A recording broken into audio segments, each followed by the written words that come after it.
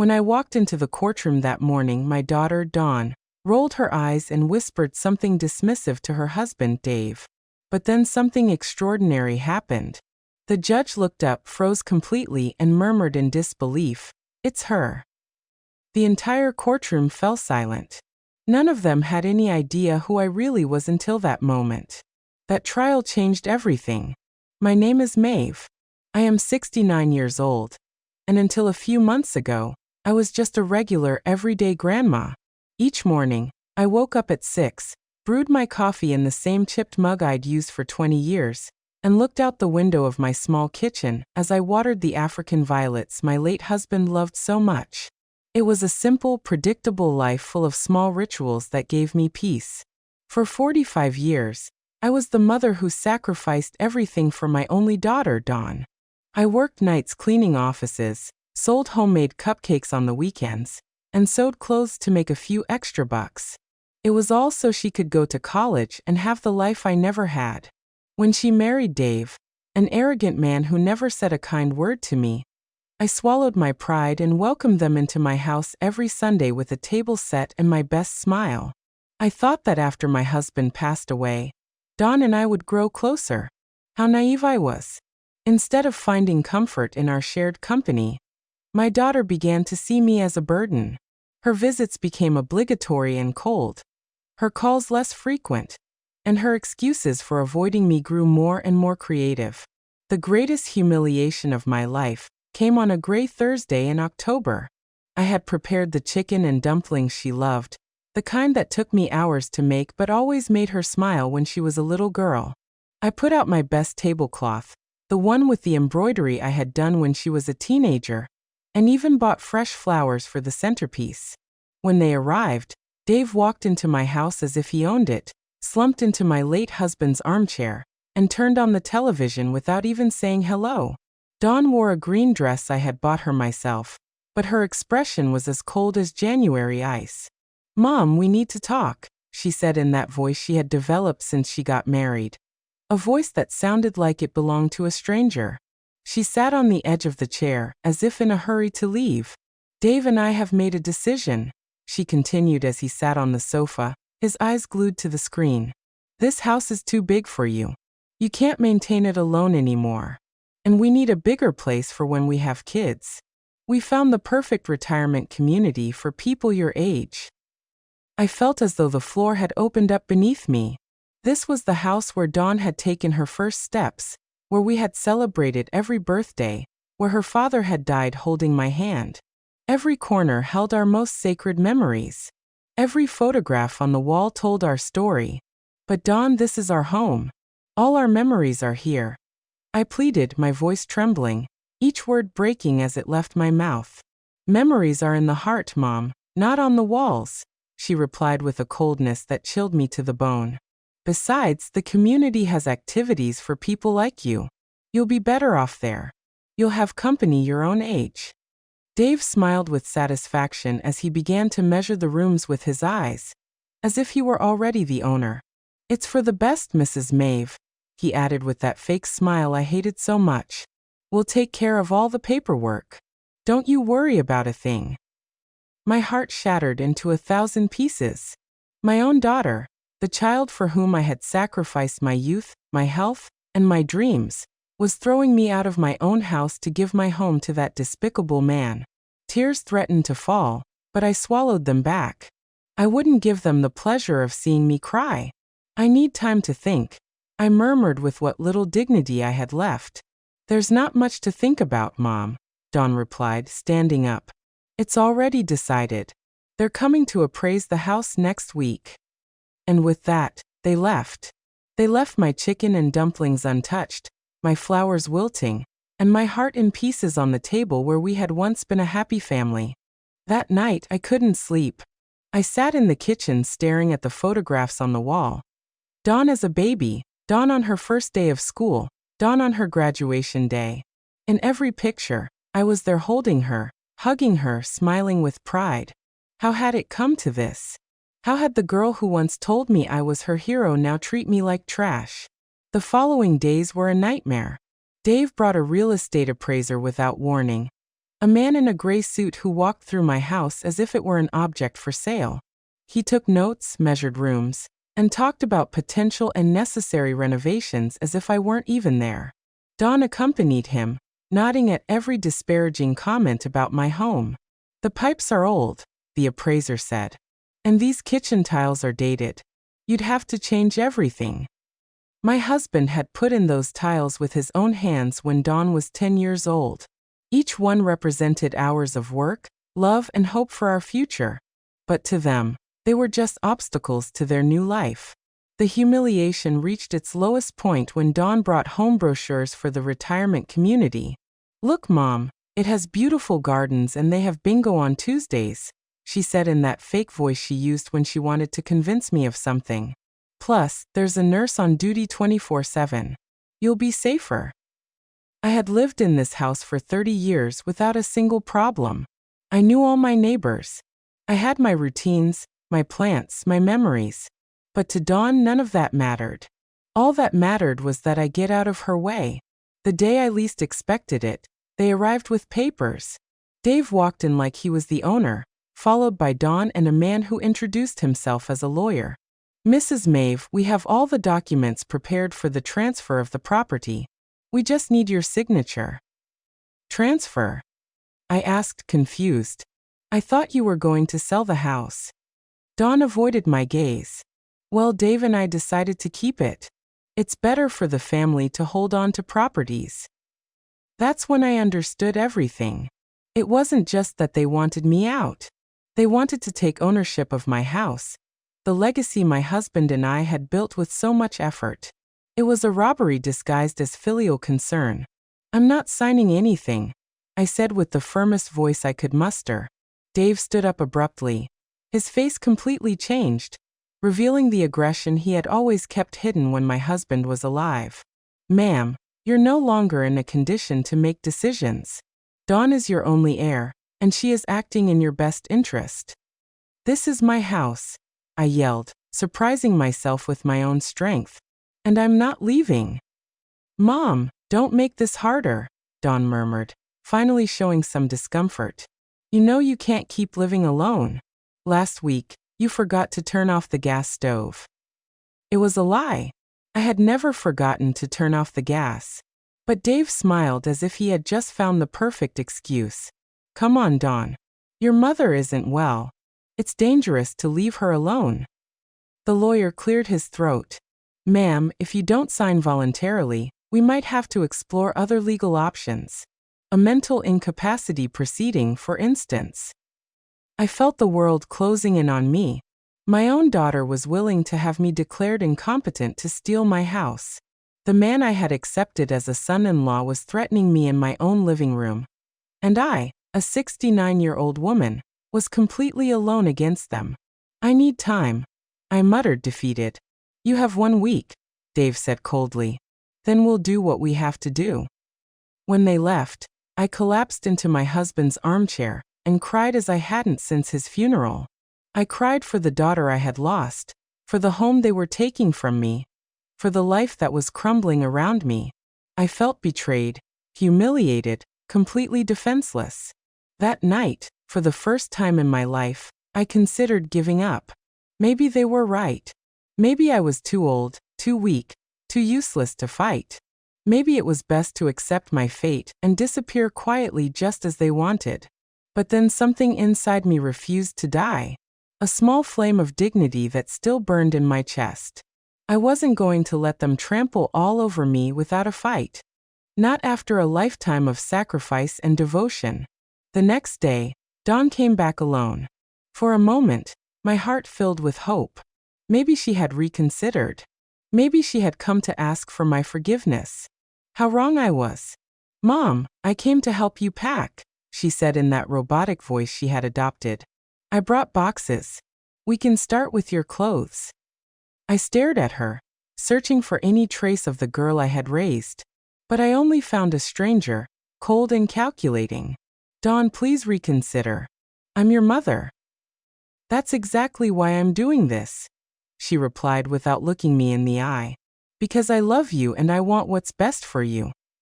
Love. This was love. stripping me of my home, my dignity, everything I had left. That was love. For the next few hours, Dawn began to pack my belongings as if they were worthless objects. She took my family photos and shoved them carelessly into boxes. She packed the books my husband had given me, the dishes from my wedding china, the tablecloths I had embroidered during years of sleepless nights. "This dress is so old, Mom. I don't think you need it," she said, holding up my mourning dress, the one I had worn to my husband's funeral. "Leave it," I begged. "Please just leave it." But she had already put it in a donation bag. My pain didn't matter. My feelings didn't matter. I didn't matter. The final straw was when she found my jewelry box. Inside were my wedding ring, the earrings my husband had given me for our 20th anniversary, and a small gold chain that had belonged to my mother. "This jewelry will be safer in a safe deposit box," Dawn said, putting it in her purse. "It could get lost or stolen at the community." "Those are mine," I yelled, trying to snatch the purse from her. "Mom, you're getting very upset. This just confirms you can't take care of yourself," she replied with that sickening calmness that chilled me to the bone.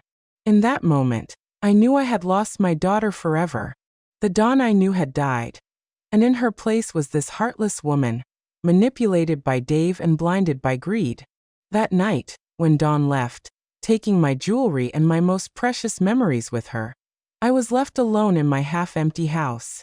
The bare walls reminded me of how little I had left, how easy it had been for them to dismantle a lifetime. I couldn't eat.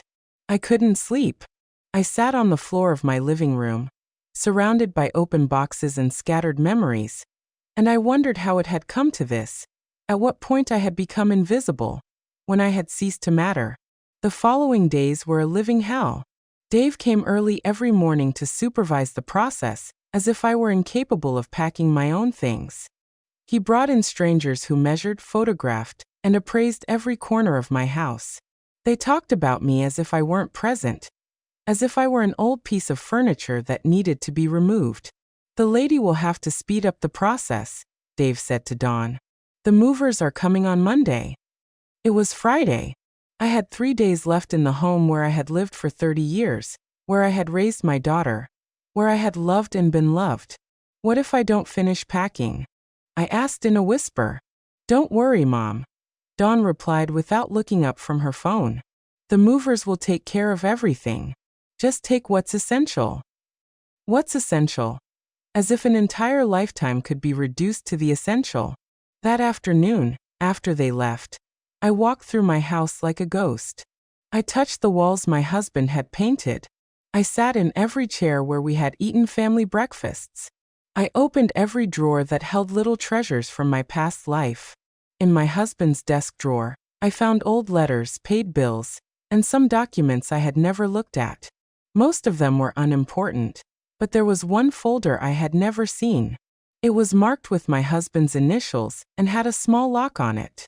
Curious and desperate to find something, anything to connect me to better times, I looked for the key in all his usual spots. I finally found it inside an old book, marking a page that talked about investments and properties. When I opened the folder, my world changed forever. There were documents I didn't fully understand, but one caught my attention immediately. It was a will dated just 6 months before my husband's death that I had never seen before. My hands trembled as I read. My husband had been much more farsighted than I imagined. And Dawn, my dear Dawn, had no idea what she was about to discover. With shaking hands, I began to read the will that would change my life forever. My husband, who had always been so reserved about money, had been much busier than I imagined during his final years. The document revealed that my dear husband hadn't just been the modest employee I believed him to be. For decades, he had been quietly investing every extra dime he earned. He had bought small properties when prices were low. He had invested in company stocks that were now worth a fortune. And he had accumulated a wealth I never could have imagined in my wildest dreams. But that wasn't all. The will clearly specified that I was the sole heir to everything. Dawn would only receive a small sum if I died, and only if she had taken care of me with love and respect during my final years. My husband had been wiser than I thought. He had seen something in Dave that I had refused to recognize. There was also a clause that took my breath away. My husband was the owner of the entire building where Dawn and Dave lived. The apartment they thought they were paying for monthly was actually ours. All the tenants in the building were paying rent to us, and that rent had been automatically deposited into an account I knew nothing about. With trembling fingers, I searched through the papers until I found the bank statements. The amount was astronomical. For 2 years since my husband's death, I had been living as a poor widow while a fortune was accumulating in the bank. There were more surprises. My husband owned shares in the company where Dave worked. Not just minor shares, but a significant enough stake that he could practically influence the company's decisions. There were also investments in restaurants, small businesses, and even a large piece of land on the outskirts of the city that was now worth millions. I read and reread every document, every contract, every certificate. Everything was there, perfectly organized and legal. My husband had built a silent empire, and I was its empress without even knowing it. But what impacted me most was a personal letter I found at the end of the folder. It was in my husband's own handwriting addressed to me. My dearest Maeve, if you are reading this, it means I am no longer with you and you have found this treasure I kept for you. Forgive me for not telling you while I was alive, but I wanted it to be a surprise for your golden years. You always worked so hard. You always sacrificed so much for Dawn and me that I wanted to make sure you would never want for anything. Tears began to roll down my cheeks as I continued reading. I must also confess something. I never completely trusted Dave. There's something about him I don't like. An ambition that worries me. That's why I structured everything this way. If Dawn takes care of you and respects you as you deserve, she will have a comfortable life. But if she ever treats you badly or tries to take advantage of you, you have all the power to protect yourself. My husband had foreseen exactly what was happening. He had seen right through Dave from the beginning and had prepared my defense before he died. Use this power wisely, my love. Not to hurt, but to protect yourself and to teach. Deep down, Dawn is a good person. She's just confused. But if you need to defend yourself, you now have the tools to do it. Signed, your husband who loves you for all eternity. I sat on the floor of my living room, surrounded by documents worth millions, crying for the wise man I had lost and for the daughter I was about to lose. But for the first time in months, they weren't tears of defeat. They were tears of gratitude, of hope, and yes, also of silent satisfaction. Dawn and Dave thought they were stripping me of everything. They had no idea that I owned the building where they lived, the shares of the company where he worked, and properties all over the city. They thought they were throwing me out of my house to take it for themselves, not knowing that this house was the least valuable thing I owned. That night I didn't sleep. But for the first time in weeks, it wasn't because of sadness. It was because my mind was working, planning, calculating. My husband had given me more than money. He had given me power, and now I had to decide how to use it. Monday morning arrived with a light rain tapping against the windows. Dawn and Dave showed up early with the movers, expecting to find me packed and ready to leave. Instead, they found me sitting calmly in my favorite armchair, sipping tea as if it were any other day. "Mom, what are you doing? The movers are already here," Dawn said with that impatience she had developed. "I'm not leaving anymore," I replied with a calmness that surprised even me. Dave came closer with that threatening smile I knew so well. "Mrs. Maeve, we already talked about this. You don't have a choice." I looked him straight in the eyes for the first time in years. "You're right, Dave. I don't have a choice. But it turns out you don't either." Something in my tone must have alerted them, because Dawn came closer with a worried expression. "What are you talking about, Mom?" "I'm talking about the fact that I just discovered something very interesting about my financial situation," I said, taking another sip of tea. "But don't worry, you'll understand everything soon." Dave and Dawn looked at me with that expression they reserved for when they thought I was talking nonsense. But I was no longer the same scared woman from the week before. I had a plan and most importantly, I had the power to execute it. Mom, enough with the games, Dawn said with irritation. The movers are waiting, and they have other jobs after hours. Then they can leave, I replied calmly, because they're not moving a single thing here. Dave stood up abruptly. Ma'am, I don't think you understand the situation. You no longer have a choice in this matter. On the contrary, Dave, I think it's you who doesn't understand the situation. I slowly got up from my chair and walked to the desk where I had left some of the documents I had found. Not all of them, just a few that I needed for this conversation. Did you know that your apartment, the one you've been living in for 3 years, has never been paid to the real owner? Dawn frowned. What are you talking about? We pay it religiously every month. Yes, but you pay it to a property management company that in turn deposits the money to me because I own the entire building. The silence that followed was deafening. Dave was the first to react with a nervous laugh. That's impossible. You live on a measly pension. I lived on a pension because I chose to, I replied, enjoying every second of their confusion. My husband was much smarter than any of us imagined. I showed them one of the property deeds. Dawn took it with trembling hands and read it 1, 2, 3 times. This can't be real, she murmured. It's as real as the fact that you were throwing me out of my own house to take it for yourselves. But it turns out this house is the least valuable thing I own. Dave snatched the document from Dawn's hands. His face turned pale as he read. This has to be fake, a forged document. Document. You can verify it whenever you like, I said with a smile I hadn't felt in months. In fact, I encourage you to do so. Dawn collapsed onto the sofa as if her legs had been cut out from under her.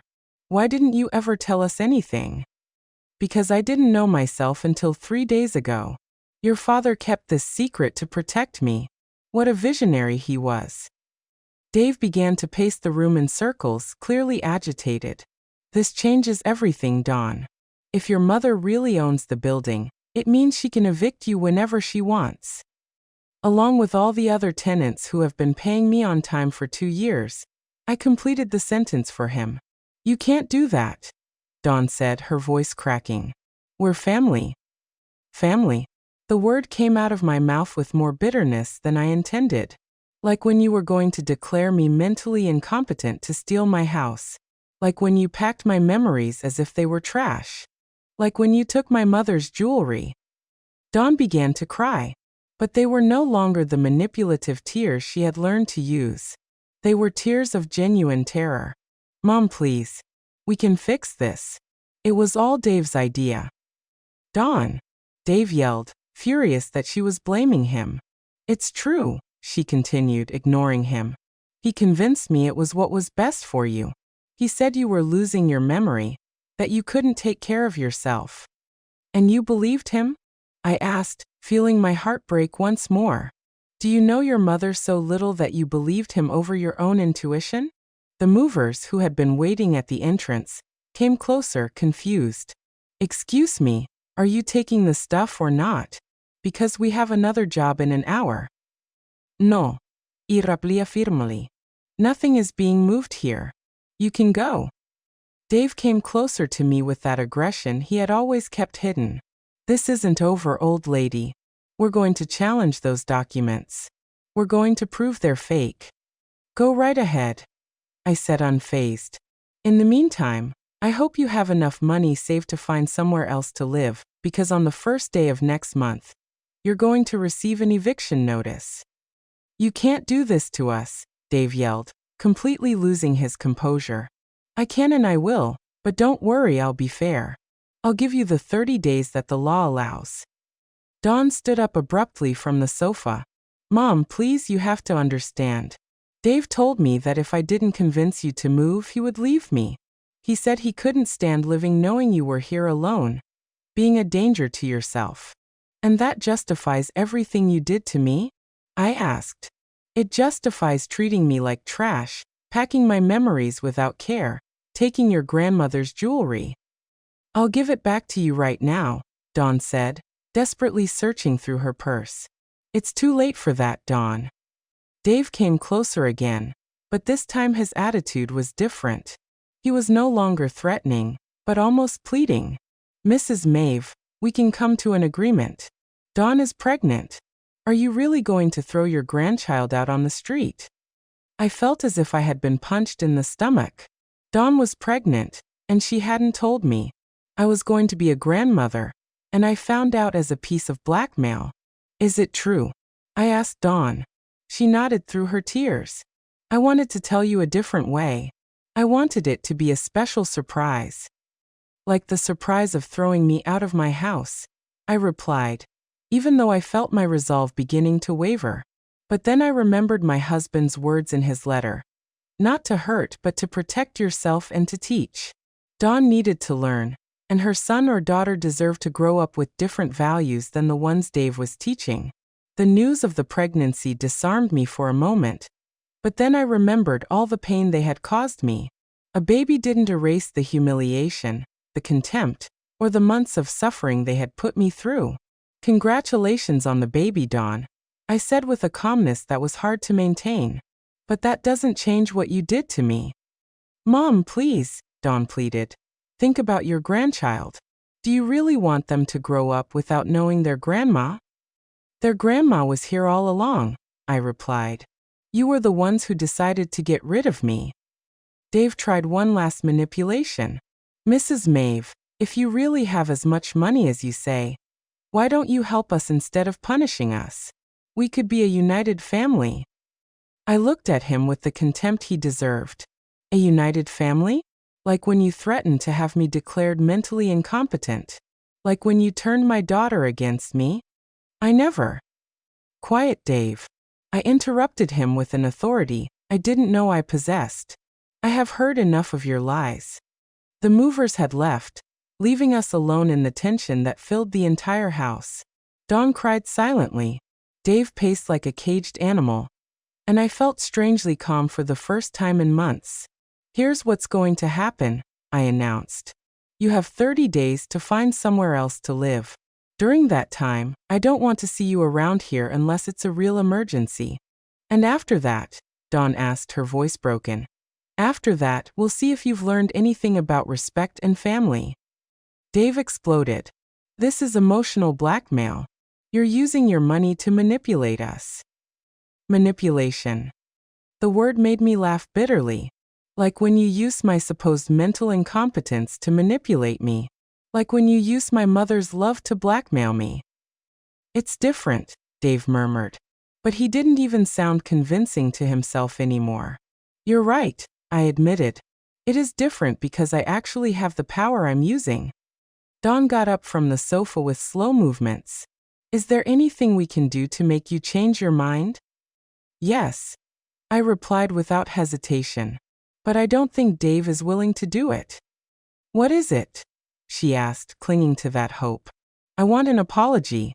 A real, sincere apology for every humiliation you put me through. I want you to admit that you treated me like trash. And I want Dave to admit that this was all his idea. Dave's face turned red with anger. I'm never going to humiliate myself in front of you. Then get ready to move, I said simply. Dawn looked at him pleadingly. Dave, please. She's my mother. She's your mother-in-law. We can swallow our pride for our child. No, he yelled. I'm not going to bow down to this manipulative old woman. The insult hung in the air like a slap. Manipulative old woman, I repeated softly. Interesting. That's what you really think of me, Dave. No, Dawn, he murmured. But he had already lost control. Yes, that's what I think. A bitter old lady who can't stand to see her daughter happy.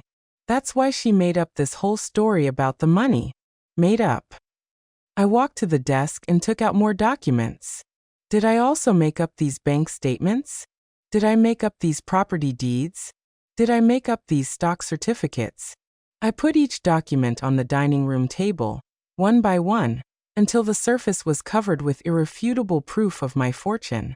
Dawn came closer and began to examine the papers with trembling hands. Oh my God, Mom. This is real. It's all real. Very real, I confirmed. And now you understand why your husband is so desperate to discredit me. Dave tried one last gambit. Dawn, you can't believe your mother hid all this for years. She's a liar. No, Dawn suddenly yelled, surprising us all. Stop it, Dave. Just stop. She turned to me with tears streaming down her cheeks. Mom, forgive me. Forgive me for everything. You're right. I treated you like trash. I took your memories, your jewelry, your dignity. And the worst part is that I did it because he convinced me you were a burden. Dawn, don't listen to her. Dave tried, but she ignored him completely. He filled my head with lies about your mental health, about the dangers of you living alone. He made me feel guilty for leaving you here when all you wanted was to be in your home. Dawn, be quiet, Dave ordered her. But it was already too late. Don't you ever tell me to be quiet again, she yelled at him. I'm sick of your manipulations. Sick of you using me to hurt my mother. The silence that followed was absolute. For the first time in years, Dawn had defended something she believed was right instead of blindly following her husband's orders. Dave looked at her with a coldness that chilled me to the bone. If you choose your mother over me, Dawn, this relationship is over. Dawn stood motionless for a moment, processing the ultimatum. Then, to my surprise, she straightened up and looked him directly in the eyes. Then it's over, she said in a voice I had never heard from her before. Dave was paralyzed as if he couldn't believe what he had just heard. For years he had controlled her every decision, every thought, every move. And now, for the first time, she had told him, "No, you're not serious," he murmured with a nervous smile. "You're pregnant, Dawn. You can't raise a child alone." "I won't be alone," Dawn replied, looking at me for the first time in months with something that resembled love. "I have my mother." But I wasn't ready to forgive so easily. The months of humiliation, the nights of crying, the feeling of having lost my only daughter, all that didn't just disappear with a few words. "Dawn," I said softly, "I appreciate that you finally opened your eyes, but this doesn't fix everything that happened." Her face fell. "Mom, please. I know I don't deserve your forgiveness, but I'm willing to do whatever it takes." Dave, seeing that he was losing control of the situation, adopted a different attitude. He suddenly knelt in front of me with a look of repentance I knew was fake. "Mrs. Maeve, you're right. It was all my fault. I convinced Dawn that you couldn't take care of yourself. I pressured her into making difficult decisions. Please forgive me." I looked down at him, feeling a mixture of satisfaction and disgust. It was pathetic to see him grovel after months of arrogance. "You're asking for forgiveness now, Dave, when you discover that I'm not the poor, helpless old woman you thought I was. I was terribly wrong," he continued with that performance I also knew. "Let me make it up to you. We can be a happy family." "A happy family?" I repeated. "Like when you threatened to have me declared mentally incompetent. That was a mistake. Like when you called me a manipulative old woman 5 minutes ago." Dave swallowed hard, realizing that every word he had said was being used against him. I was upset. I didn't know what I was saying. "No," I said firmly. "You knew exactly what you were saying. You were showing your true face for the first time." I turned to Dawn, who was watching the scene with a look of shame and pain. "And you, Dawn, for months you treated me like a nuisance. Do you think an apology erases all that?" "No," she admitted, her voice cracking. "I know I can't erase what I did, but I can try to make things right." "How?" Dawn looked at Dave, who was still kneeling on the floor with a pleading expression. Then she looked at me. "By leaving him," she said finally. "By leaving this man who convinced me to betray the only person who has ever loved me unconditionally." Dave stood up abruptly. "You can't be serious. You're having my child." "I am having my child," Dawn replied with a determination that filled me with pride despite everything. "A child. I don't want to grow up watching his father manipulate and mistreat his grandmother." "Dawn, you're making the biggest mistake of your life," Dave threatened. "The biggest mistake of my life was marrying you," she retorted. Dave looked at both of us with pure hatred. "This isn't over." I'm going to fight for custody of my child. I'm going to prove that both of you are crazy. What money are you going to fight with? I asked calmly. Because tomorrow morning I'm going to talk to your boss. Did you know I own enough shares in your company to influence personnel decisions? Dave's face turned completely pale. You wouldn't dare. After all you've done to me. Of course I would. That's an abuse of power, he muttered. Like when you abused my mother's love to manipulate me. Like when you abused Dawn's trust to turn her against me. Dave headed for the door but stopped before leaving. This doesn't end here, he said, his voice full of venom. I'm going to destroy both of you.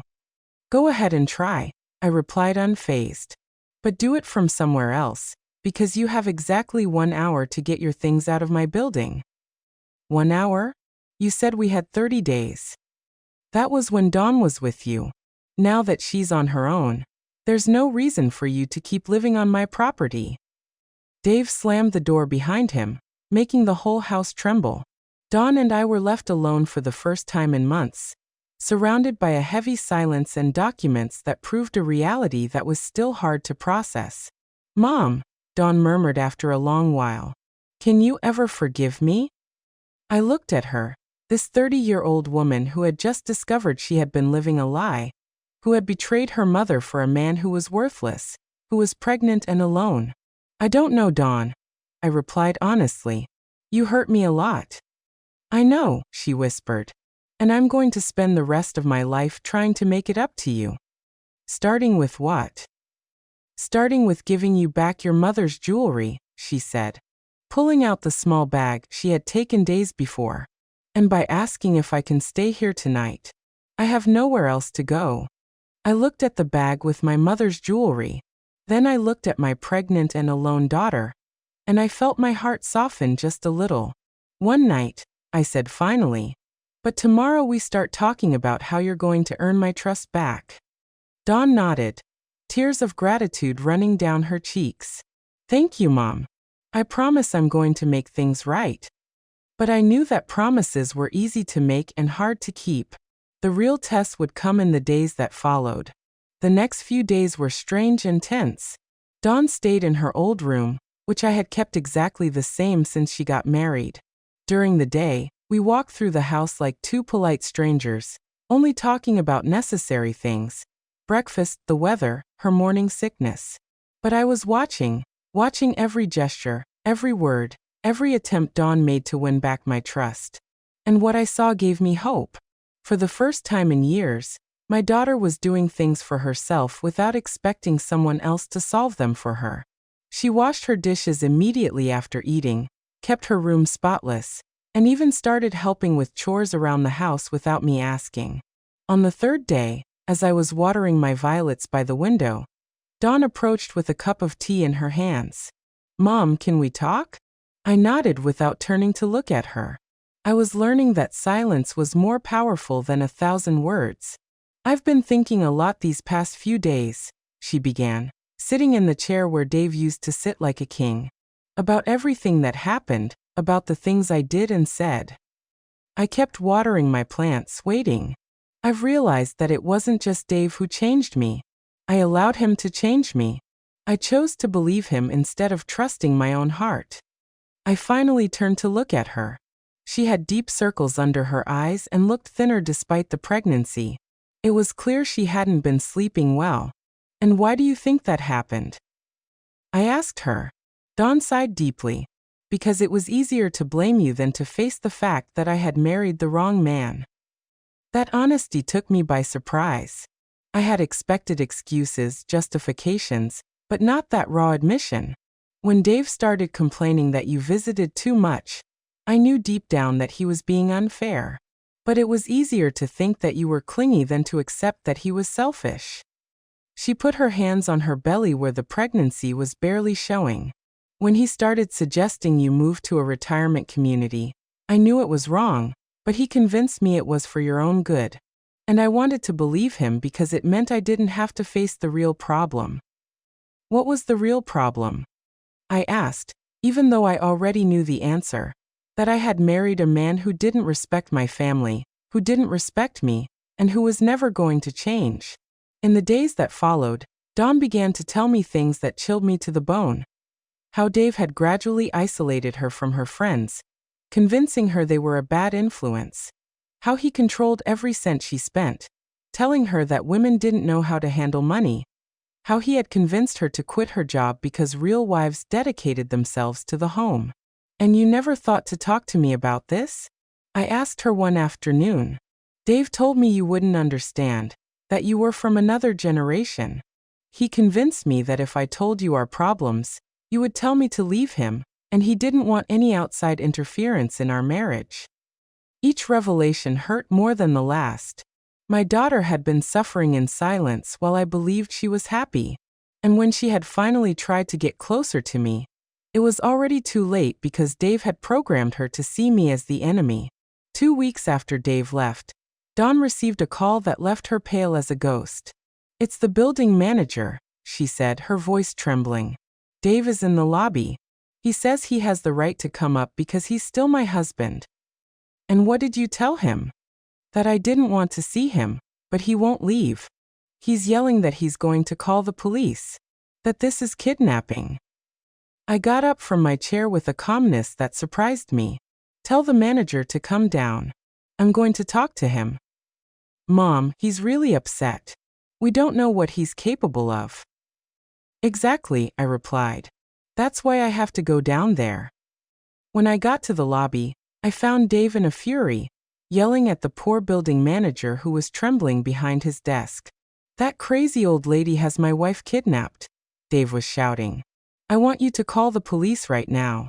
"Good afternoon, Dave," I said in a serene voice. He turned to me, his eyes bloodshot. He had obviously been drinking. "You give me back my wife right now." "Dawn is exactly where she wants to be," I replied.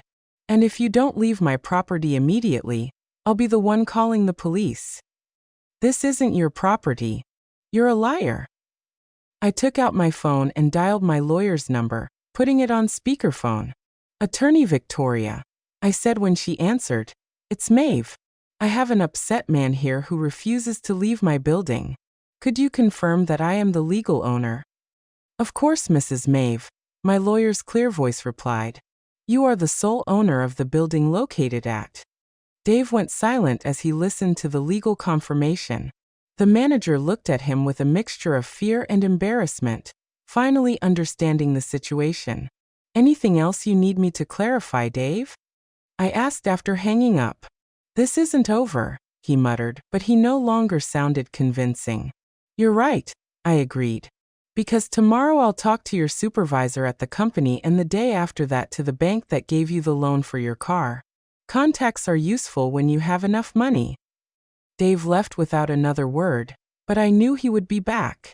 Men like him don't give up easily. 2 months later, the day of the trial arrived like a storm we had been waiting for. Dave had made good on his threat and sued us for parental alienation and financial manipulation, asking for full custody of the baby Dawn was carrying. That morning, as I was getting dressed in my best black suit, Dawn came into my room with tears in her eyes. "Mom, I'm scared," she confessed. "What if the judge believes him? What if he takes my baby away?" I hugged her for the first time in months, feeling her body tremble against mine. "That's not going to happen," I assured her. "We have the truth on our side." When we arrived at the courthouse, Dave was already there with a lawyer who had clearly cost him more than he could afford. He looked at me with that familiar hatred. But this time it didn't intimidate me. I had something he would never have. The peace of mind of someone who knows they are on the right side. Dawn and I sat down on our bench. She wore a purple dress that highlighted her 5-month pregnancy, and I wore the earrings my husband had given me for our anniversary. We were prepared. Dave's lawyer began his argument, painting me as a vengeful woman who had used her money to destroy a happy marriage. He talked about manipulation, emotional blackmail, and a toxic mother-in-law who couldn't accept that her daughter had grown up. When it was our turn, my lawyer, Victoria, stood up elegantly and began to present the evidence. Text messages where Dave insulted Dawn, recordings where he threatened to leave her if she didn't throw me out of my own house, testimonies from neighbors who had heard his yelling and abuse. But the decisive moment came when the judge looked up and stared at me. "Mrs. Maeve Williams?" he asked in disbelief. "Yes, Your Honor," I replied, confused by his reaction. The judge took off his glasses and studied me carefully. "Did you work at the family court 30 years ago?" My heart stopped. "Yes, Your Honor. I was a secretary for Judge Miller." "You helped me when I was an intern. You taught me how to organize files. You brought me coffee when I worked late. You were always kind to me when everyone else treated me like I was invisible." The entire courtroom fell silent. Dawn looked at me in amazement. Dave turned pale, and I felt as if the world had stopped. "Your Honor, I am Judge David Morales," the judge continued. "Do you remember me?" And then I saw it. Under the gray hair, the wrinkles, and the authority, was the shy young man who had worked in my office decades ago. The boy I had defended when other lawyers made fun of him. The one I had encouraged when he doubted his abilities. "David," I murmured, feeling my eyes fill with tears. "Of course I remember you." The judge smiled, and for a moment he was that insecure young man again, looking for approval. "I never forgot your kindness, Mrs. Maeve. You told me that one day I would be a great judge when even I didn't believe it." Dave and his lawyer exchanged panicked glances. They knew they had lost before they even began. "Your Honor," Dave's lawyer interjected, "I believe this constitutes a conflict of interest." "There is no conflict," Judge Morales replied firmly. "There is only justice, and after reviewing all the evidence presented, it is clear that Mr. Dave Foster has been the only manipulator in this story." The verdict was resounding. Dave lost all his rights to the baby and was prohibited from approaching Dawn and me. He also had to pay the legal costs and a settlement for emotional damages. When we left the courthouse, Dawn hugged me as she hadn't since she was a child. "Mom, how is it possible that the judge knew you?" "Life goes in circles, honey," I replied.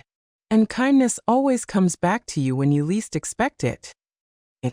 6 months later, when my granddaughter Serenity was born, I understood that everything had been worth it. Dawn had regained her essence. She had become the loving mother I always knew she could be. One afternoon, as we rocked the baby in the garden of our house, Dawn asked me a question I had been waiting for. "Mom, have you really forgiven me?" I looked at her. This woman who had grown so much in such a short time, who had learned to value what was truly important. "I forgive you, Dawn," I said finally. "But more importantly, you've learned to forgive yourself." That night, as I prepared tea in my old chipped mug, I thought about my husband and his letter. I had used the power he left me exactly as he had expected. Not to hurt, but to protect and to teach. Dawn had learned that true love isn't based on control, but on respect. And I had learned that it's never too late to stand up for your dignity. Looking out the window at the garden where my granddaughter was playing, I smiled. Some battles are worth fighting, and some victories taste better when they take a long time to arrive. In the end, I hadn't needed to yell to be heard. I had only needed to remember who I really was and defend it with the peace of mind of someone who knows they are on the right side of history. 5 years after the trial, my life had taken a turn I never could have imagined. Little Serenity, now a 4-year-old girl with her mother's lively eyes and my same stubbornness, ran through the garden chasing butterflies, while Dawn and I prepared Sunday lunch. "Grandma Maeve, look what I found," Serenity yelled, running toward me with a yellow flower in her small hands. "It's beautiful, my love," I said, lifting her up to give her a kiss. "Should we put it in the vase with the others?" Dawn smiled at me from the kitchen. In these years, she had bloomed in an extraordinary way. She had gone back to school and was now working as an accountant at a small but prosperous firm. And most of all, she had regained that spontaneous laugh I remembered from her childhood. "Mom, a letter came for you," she said, handing me an elegant envelope. It was from the foundation I had established 2 years ago with part of my husband's inheritance. Home and Dignity had become a refuge for older women who were suffering from familial abuse or abandonment.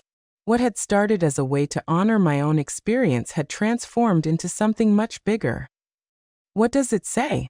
Dawn asked, drawing her hands on her apron. They're inviting us to the inauguration of the third house, I replied, feeling that deep satisfaction that only comes from knowing your pain served a good purpose. They're going to house 15 more women. In these years, we had helped more than 50 women rebuild their lives. Some arrived, as I had been, stripped of their dignity by ungrateful children or abusive relatives. Others came alone without family, but with similar stories of abandonment and mistreatment. The doorbell interrupted my thoughts. Dawn went to open it and came back with a mysterious smile. "Mom, you have a visitor." Behind her appeared retired Judge David Morales, accompanied by an elegant woman with silver hair. "Mrs. Maeve." He greeted me with that warm smile he had kept since he was young. "I want to introduce you to my wife, Elena." "It's an honor to meet you," Elena said, taking my hands. "David has told me so much about you. He says you were one of the most important people in his professional training." "He exaggerates," I replied. But I was deeply moved. "Not at all," David insisted. "And that's why we wanted to invite you personally. The Retired Judges Association is going to give you an award for your work with the foundation." "That's not necessary," I began to say. "Yes, it is," he interrupted me. "Your story inspired many of us to reflect on true justice, the kind that goes beyond written laws."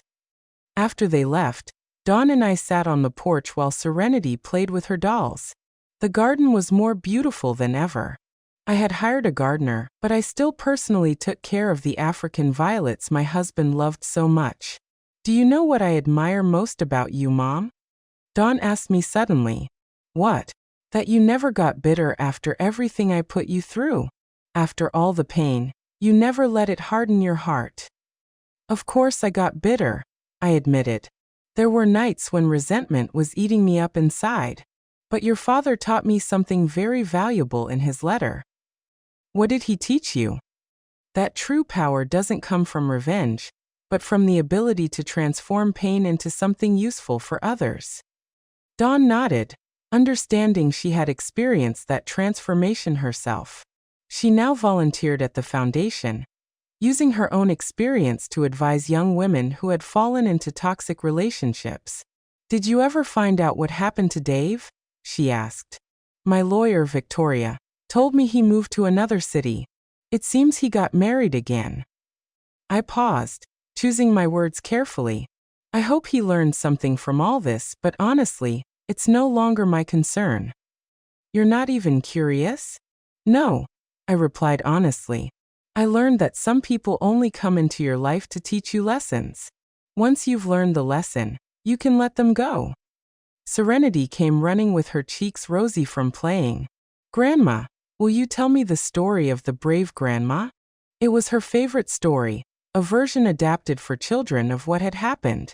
In my version, the grandma discovered she had magical powers and used them to protect her family from a big bad dragon. Again, I pretended to complain, but I was already lifting her up to sit her on my lap. Yes, and don't forget the part where the good judge helps her. As I told the story for the umpteenth time, I thought about how strange destiny was. I had needed to lose everything to discover what I truly had. I had to hit rock bottom to find my real strength. "And happily ever after?" Serenity asked when I finished. "Happily ever after," I concluded. "The brave grandma found her happy ending."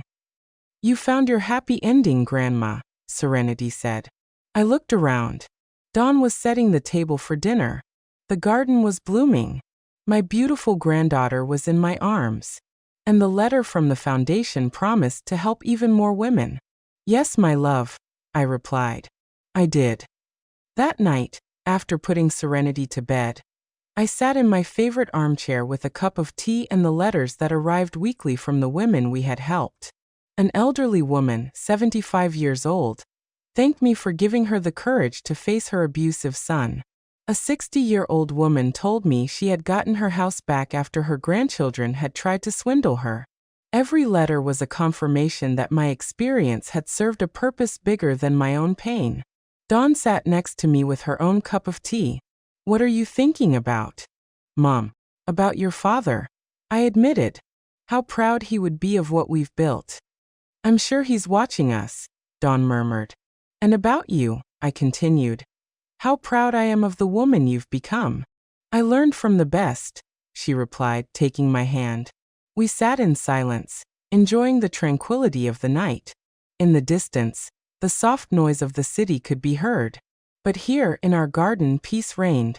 I love you, Mom, Dawn whispered. And I love you, honey, I replied. I've always loved you, even in the darkest moments. And it was true. A mother's love transcends hurts, disappointments, betrayals. It's stronger than pride, more enduring than resentment, more powerful than any fortune. That night, I slept soundly without nightmares, without worries. I had found something worth more than all the money in the world. The peace of knowing that I had used my second chance wisely. In the end, it wasn't about how much money I had or how much power I had exercised.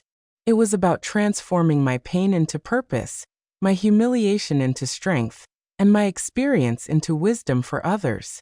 I had learned the most important lesson of all. That it is never too late to stand up for yourself. Never too late to change your story.